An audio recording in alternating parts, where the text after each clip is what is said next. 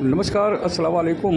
આપ જોઈ રહ્યા છો વોર્ડ નંબર 4ના મફતપુરા ડંકીવાસના દ્રશ્યો. આવા અવારનવાર ઘણી વખતે આ વિસ્તારના અંદર પાણી ઉભરાય છે. પરિસ્થિતિ ખૂબ જ ખરાબ થાય છે.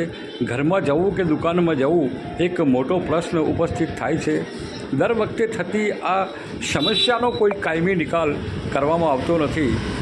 વોર્ડ નંબર 4ના નગરસેવકોને પેટ ભરીને લોકોએ મત આપ્યા છે અને ખૂબ જ વિશ્વાસથી કે આ વખતે અમારા પ્રશ્નોનું સમાધાન થશે, તો લોકોના વિશ્વાસને અંકબંધ રાખીને વોર્ડ નંબર 4ના આખી પેનલ જે જીતી છે કોંગ્રેસની, તેઓએ આ વિસ્તારની સતત મુલાકાત લઈ અને આનો કાયમી નિકાલ કરવામાં આવે અને સ્થાનિક લોકો અત્યારે જે હાલાકી ભોગવી રહ્યા છે તે હાલાકીમાંની અને તે સમસ્યાનું સમાધાન તાત્કાલિક અસરથી કરાવાય.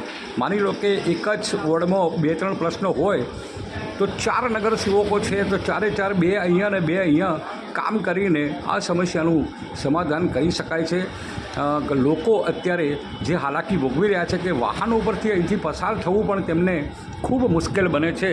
દુકાન અને મકાનના અંદર જવું હોય તો આ કીચડ અને ગારાના પાણીમાં થઈને જવું પડે છે. ખૂબ જ કપરી પરિસ્થિતિ છે.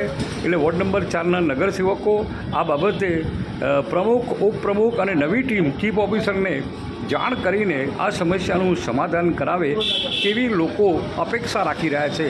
ખૂબ જ વિશ્વાસથી આખી પેનલને અહીંયા વિજેતા બનાવી છે. લોકોએ હોંશે હોંશે મત આપ્યા છે અને વિશ્વાસથી મત આપ્યા છે, તો એમના વિશ્વાસના મતને નગરસેવક